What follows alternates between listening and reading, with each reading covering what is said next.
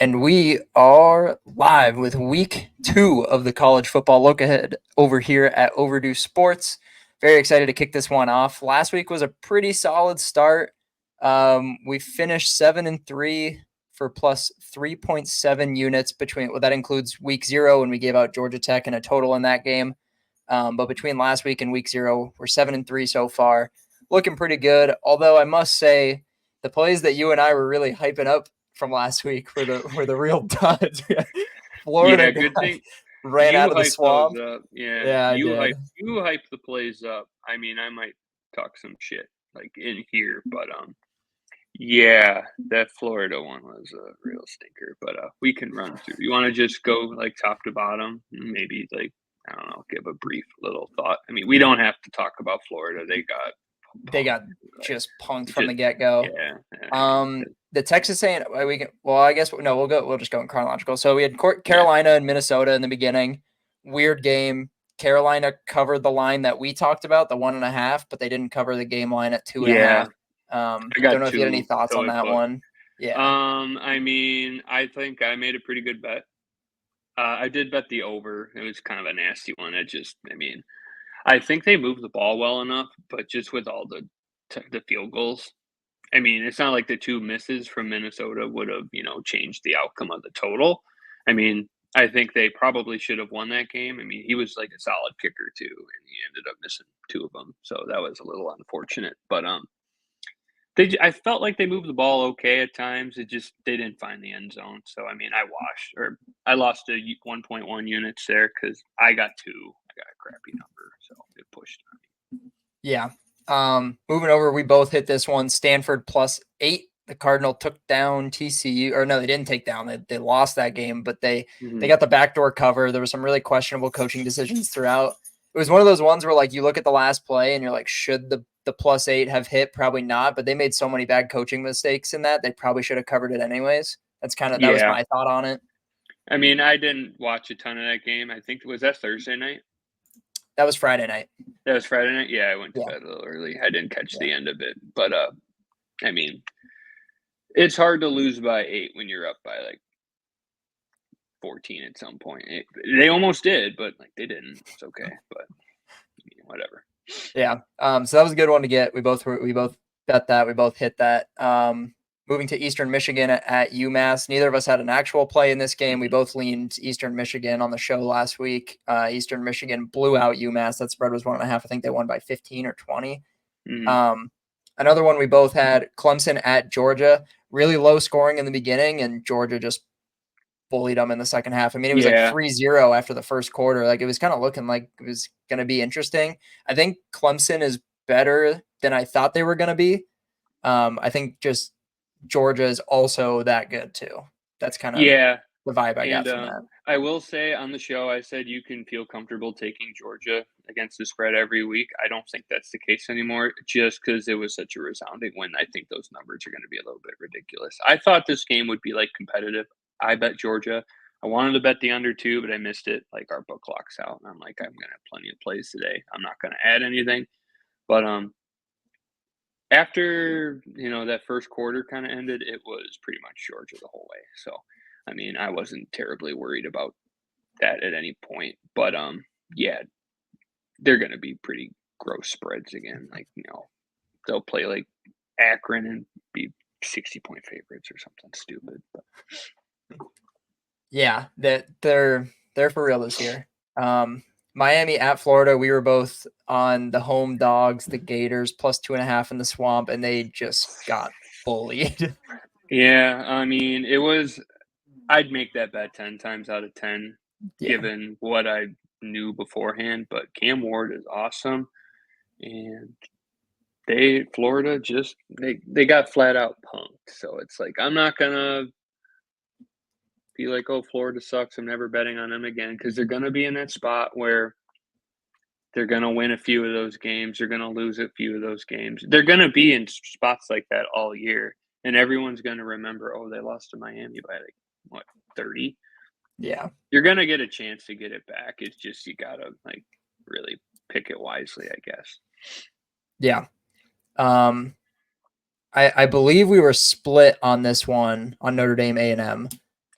Well, I I bet think on the show, on the show you said it was in South Bend I last did. I week. didn't Yeah, I you didn't said realize that that on there. it was Yeah, yeah. yeah, it was That was a in College mistake. Station. Yeah, it Yeah, was at which is College Station. okay, but it just changed my mind because I'm like, Yeah. why is A&M a road favorite? And then I'm like, oh wait, they're at home. Then Yeah. I was like, I just played the under, which was pretty easy too. This was a But fantastic game. Like this is another good bet where game. like I would make that bet. I'd be fine with losing that bet like 10 out of 10 times. Like 6-6 Yeah, at halftime, like really competitive game. The it was Aggies, a they 50 just it was a 50-50 look there. I yeah, mean, I thought that spread was about right. Like, the whole game was pretty much tied. It's not like one team got way up and then, oh, A&M scored 2 touchdowns in crunch time and they ended up losing by 10. It wasn't like that. It was pretty even game throughout. So, well yeah. played. It's a good watch too, so Oh yeah. The finale, LSU at USC. You know, I props to was right. USC. Yeah, I gave USC a lot of shit over the last couple of months, kind of getting ready. LSU might be on the blacklist for me. Brian Kelly after that press conference too. Like there's nothing likable about this LSU team. Like that was an atrocious game. Granted, it was far lower scoring than I thought it would be. I nailed But that. I nailed that look ahead. yeah, I nailed it. I'm like, what was the mantra from last year? USC no can't play defense. I'm like this. I'm not going to touch the total in case I'm wrong, but USC is going to be competitive in this game, and yeah, the they defense won was what outright. really shined for them. Oh yeah, Yeah, Brian Kelly likes to, he's not always the most accountable guy, but I think they're going to be fine still. I mean, the offense looked a little clunky. The defense played fine. It was a hmm pretty Lincoln Riley is one of the best offensive minds in college football and held them to what 23. I don't remember exactly how many they yeah. ended up scoring. It was like I 27, 23, something like that yeah, final something score. like that. Yeah, they scored late. Yeah, that's what it was. So like, I mean, I think him having a little tantrum was a little strange, just because there were like some good things they could take away from that game. You know what I mean? Yeah, Like offensively, they were really bad. The run game, especially, they were horrible running the ball. And they were really committed to it too, which was a little strange because it seemed like anytime they threw the ball, in open field, it was a 10-yard play. Um, the play calling on third down was especially bad, especially when you are consistently running routes short of the line to gain, like 3rd and 3, you're running a 1 yard out. Why? Take 2 more steps. I don't know if that's on the players or, I mean, it's probably more on the players, but like it's your job as a coach to be like, hey, get to the line of game. You know what I mean? Like you lose possession battles like that. yeah, But I thought they had great things to take away on defense anyways. I mean, running the ball is a problem. I think it's hard. It's a balance, right? Like you can't go all out on the pass because then you just drop guys in coverage. But that's when you bust out a run. They struggled running the ball, and I think that's like their biggest concern. But like I said, defensively, I thought they played fairly well for the most part. yeah. We'll go over the two throwing games we tossed in quick. FAU was catching 14 at Michigan State. We both had FAU there. Just too many points for Michigan State. Not a program that's been anything to write home about in a No, handful of years. especially Mel Tucker is the guy's name. Finally remembered it. But Yeah, I bet FAU money line and the under and the spread, and I got 2 of the 3. It was a little sad because like that first half wasn't so slow. I think they could have won that game outright. That quarterback's really bad though. Like he was bad.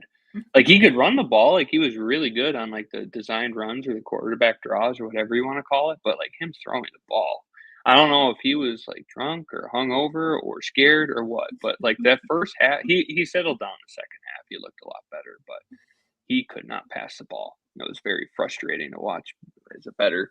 But under was easy. It was never a question. yeah, And at some point, it was like, okay, I think I'm good on the points too. I just wanted them to win, but couldn't do it. But it's all right. yeah.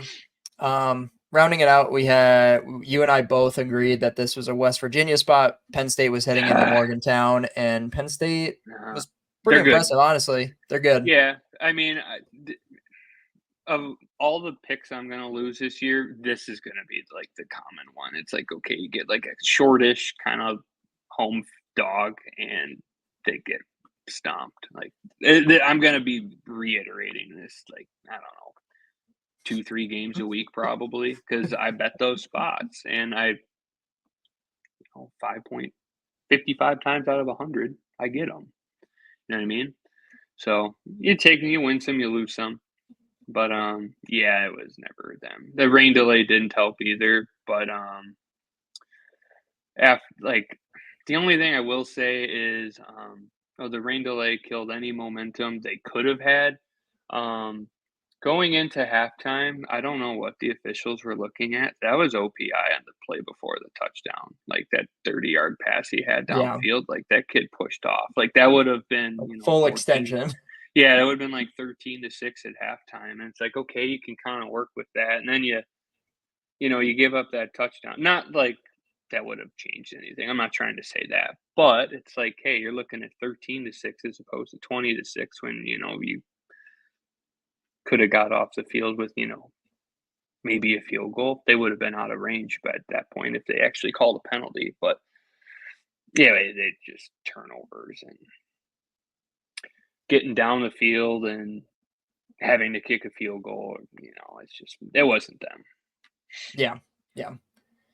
Having said that, it's time to jump into week 2. We're kicking it off. This game is on, I believe, Friday night. We've got the Duke Blue Devils heading to Northwestern to take on the Wildcats. Duke is catching 2.5 points. I'm going to take the points here. This seems, I don't know if this is to you like maybe a telling line for Northwestern, but to me, this is a spot to take the points. I'm not sure. Like my first glance, it was like, well, Northwestern being favored seems a little weird just because everyone thinks Northwestern stinks, and they do. That's true.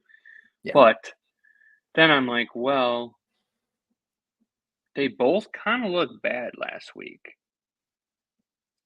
But Duke struggled with Elon for a little bit. I don't remember the final score, but like they looked pretty slow to start, given you lost your coach and whatnot, your quarterback. Yeah, but new quarterback.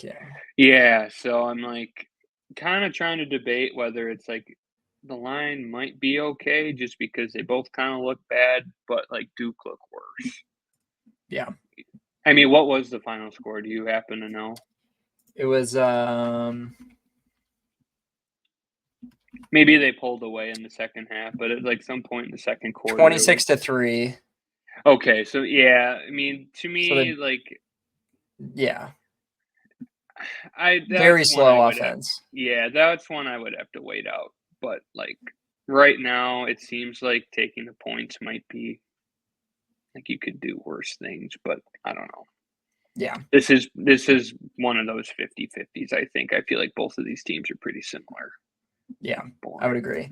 The only reason why I was thinking take the points is, and I know it was ugly last week against Elon. Well, for a half. is just looking at like, is it an overreaction to how much they lost last week? Could not last week, last year. You get all these big name transfers that leave the program. Sometimes it reflects on the lines in the beginning of the year. Maybe it had something to do with that. Maybe it didn't. Yeah. Yeah. I mean, I think gun to my head, I would probably take the points just because it is Northwestern at the end of the day. Yeah. They struggled with Miami, Ohio. Given Miami, Ohio doesn't suck, but yeah, like they actually almost they played a pretty up and down punting, but it was close is the point I'm trying to make. So yep, Duke's probably the right look here, but wouldn't be surprised if Northwestern ends up winning by a field goal. This one is probably the biggest game of the week. I think game day's in Ann Arbor. Yeah. Oh, is it? Okay. So I would have to think so. Yeah. I would think so too.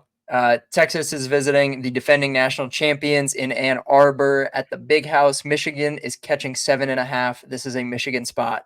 Taking the points, sprinkle a money line. It's a Michigan spot. Mm-hmm. Michigan was slightly underwhelming last week, and Texas kind of dominated. Texas didn't kind of dominate. They threw out Colorado State. This is the perfect storm right now. Take the points, sprinkle the money line. It's Wolverine Day. As much as I don't I don't like Michigan, this is a spot. This is Yeah, I would have to agree. Harbaugh is gone. Everyone's like, "Oh, this team's gonna be, good, but not like, Michigan." Yeah, it's a Michigan spot for sure. Yep, all over that one. Moving to Arkansas, heading into Stillwater to take on Oklahoma State. The Cowpokes are laying 7.5 at home. I don't know really what to make of Arkansas, to be honest. It's not a program that's been much. Oklahoma State's No, coming off a really good year. I really like the running back room at Oklahoma State. I think this is no, going to be Ollie a Gordon's a Heisman candidate. Yeah. yeah. I think this is a fairly honestly. This is probably another bet for me. Is Oklahoma State minus 7.5. Mm-hmm. I'll see what the line does, but I think it might be a relatively easy 7.5 too. Yeah, I'm not gonna say that because I mean, it Yeah, could you be. never. Yeah, You never yeah, know. But to me, like at a first glance, yeah, I would probably lean the same way. It's just Arkansas's Sam Pittman's out the door. Like he's not going to be around much longer. They've been pretty underwhelming the last couple of years now. Okies got, like you said, they had a pretty good stretch. They got thumped in the conference championship game against Texas. But like up to that point, they've had a really, really good season after a slow start too. And I think yeah. they kept a lot of the guys in the room. So I would lean the same way. Yep. Probably the toughest home environment in all of college football. The Baylor Bears are heading to Utah to take on the Utes. The Utes are laying 14.5.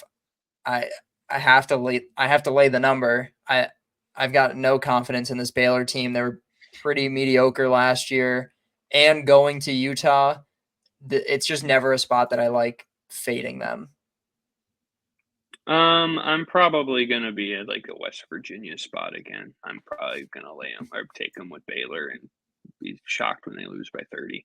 But it's more of a fade the public kind of look here. It's not like I think this line is short because it's not. It's 2 touchdowns for a Power Five, an in-conference game. It's not short or anything. It's just sometimes you just have a hunch. You know what I mean? So I wouldn't do money line or anything crazy, but I think a lot of people are high on Utah as they should be. They're going to be good. Whittingham's one of the best coaches in college football. They'll be ready to go, but like I wouldn't be surprised if Baylor, kind of hangs around a little bit too long for spread implications, anyways. Yeah. Big rivalry game. Iowa State heading to Iowa in what will probably be the lowest scoring game you'll watch all weekend. It's going to be a snooze fest. The Iowa Hawkeyes are laying 2.5 against the Cyclones. As of today, it is 3. I don't know what to make of this game, man. I really don't. It's an Iowa State spot, but like yeah, Iowa wins this game every year. Like I think yeah, it's seriously been like 10 years since Iowa State's won it, and I'm not gonna fade that trend. I would yeah, play him with Iowa. yeah. Under's I would probably agree better with bet. that. I Under's would the agree with best that. bet. Yeah. There's truly no reason to go with the spread. Just bet the total. It's true. It's very true. You could just do that all season and you'll be fine. Probably, yeah. Another big rivalry. Heading back to the Big 12, we've got the Colorado Buffaloes headed to Nebraska, where Nebraska is laying 7.5.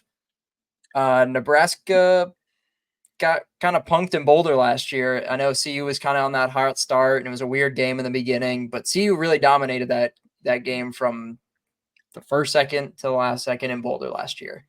I've said this a lot of times as a Colorado fan. Dion is an interesting coach. I don't know that he's building a program. I think this game means a hell of a lot more to Nebraska than it does to Colorado. This is the game that I had circled on their schedule preseason, kind of just going over it. I like to look at my team schedule and just say, how do I think they're going to do this year? This is the one I had circled. This is the one I was worried about. I think the spread is telling. I like Colorado to hang in there. 7.5 seems a little bit big for me, but if you told me you're betting Nebraska minus 7.5, I'd have no qualms there. But I'd probably take No. the points. But Yeah, I think you said it pretty well. Definitely more for Nebraska here, especially the way it happened, shook out last year. And Nebraska is just flat out better. Like, Colorado State struggled with North Dakota State, given they're not bad. Like, I think we talked about that on the show last week. Yep. North Dakota State doesn't stink. Yeah. Like, I mean, they've got the most Division I championships in football. Just one letter's different. They're good. But they didn't look good at all, really. It's a very similar team to last year. Like, they're going to have the yeah, same problems. Like, they got no better. No. The players got better, but the problems are still there. And I think Nebraska's got a lot more. And I think what you said is very true. Like, they're playing, they're a team. And I think, like, Colorado, this might sound a little weird, but I think Colorado's like a group of players where Nebraska's a team. You know what I mean? I 100% if that makes agree. any sense. Yep, I 100% agree. So, I mean, I don't know if I would play Nebraska at 7. This one might I be wouldn't like either. stay away from me. Yeah. Like, if it came to 6, I would probably bet Nebraska by a touchdown. But anything more than that, like, Colorado's talented on offense. And, like, for as bad as their defense is, like, Nebraska's not, like, super flashy on offense either. Like, they struggled at times. How do I want to word this? They scored 40 or 38, whatever it was, but it seemed like in the big play department, it didn't seem like they were entirely, like, methodical the entire time. Like, they had a couple of nice drives, but, like, they burst out some big plays. And yeah, I don't know. Like, I think that number's about right. I don't know. This is one where I would take the points because I think I wouldn't take Nebraska on anything over than a touchdown. I think you nailed it. Yeah, if you want to do a bozo pack, they're Nebraska. I would endorse Nebraska there, but yeah, I don't know if I'm going to get involved personally. Yeah. We got Texas Tech heading to Pullman, Washington to take on the Cougars of Washington State. Cougs are laying 2.5. I like the Cougs here.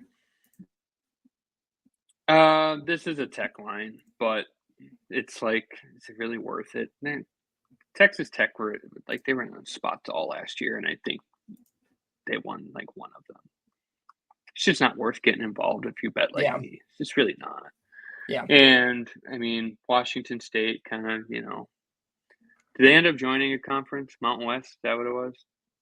No, they're technically in the Pac still. It's just them in Oregon State for 2 years. They still have the contract until the end of through 2026. So yeah, they're the like Pac still. They're the ugly redheaded stepchild. They're gonna have a little chip on their shoulder, I think. But yeah, to me, it's like this is a Tech spot, like in Pullman. Pullman's not like a notoriously awesome college town, but like they've got a good home field advantage. They show out. Oh yeah. And the fans are pretty passionate. They got that stupid flag at every college game day. So, like, the fans are, like, they get fired up for football. Oh, yeah. So, like, that kind of just plays into my point a little more. But, like I said, I don't think it's worth taking it to. Yeah. If you're going to do anything, just bet them to win, and they'll lose. So. One game I kind of want to talk about, you and I touched on it pre-show, just a weird line after Georgia Tech handled Florida State a couple of weeks ago.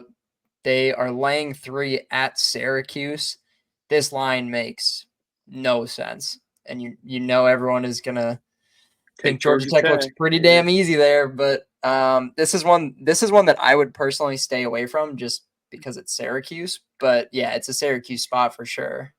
Yeah, I'm probably going to bet Cuse just because in last week with they should have covered, what was it, 16 in the hook, and they won by 16. Yeah, I'm going to go back. I didn't do that personally, but I'm probably going to bet Cuse +3. Is that Friday night? Saturday? That is Saturday morning. Okay, I'll probably be on Cuse, even though the under. Good luck. You got any more games you want to bring up? Kansas, Illinois is one. Yeah, weird one. Yeah, I'm kind of back and forth. Illinois didn't play all that well, did they?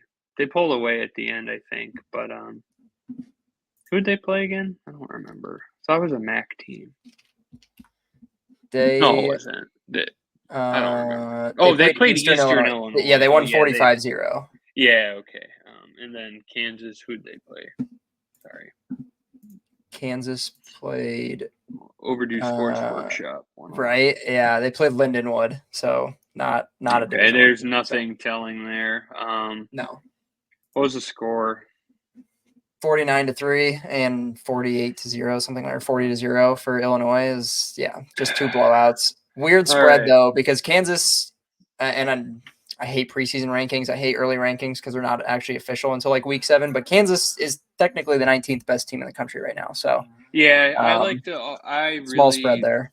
I think of some ways to really get creative with how I logic some of my plays. And I remember last year betting Illinois +3 on the road because it was a trap spot and they like wanted to play, and then the guy threw 4 picks, and I'm probably gonna bet Illinois and be pissed. There you go. Yeah, I would take Kansas here, but look, this is a stay away for me. Yeah, the intermachinations of my mind are an I think that's all the ones that I had on the list. You got any more? No, I don't think so. I mean, there are some spots I'm probably going to add, and I'm going to put my personal record in the bottom too, because this is one sport I can actually bet on and am willing to endorse.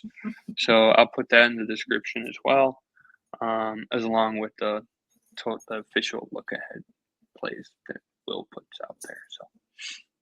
Yep, that's our show, folks. Tune in. Game start on Friday night, and we'll be back next week with another look ahead episode. We're out of here.